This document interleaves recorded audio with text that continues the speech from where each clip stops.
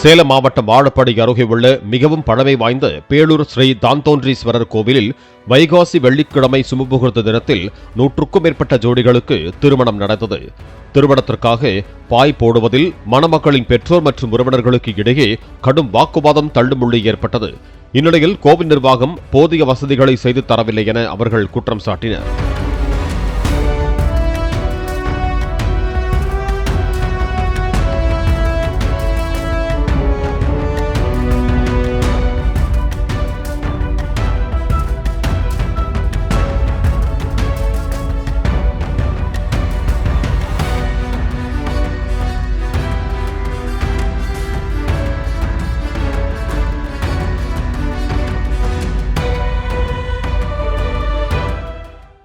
Play store மற்றும் app ஸ்டோரில் இருந்து பாலிமர் செயலியை QR கோடு மூலம் பதிவிறக்கம் செய்யுங்கள்.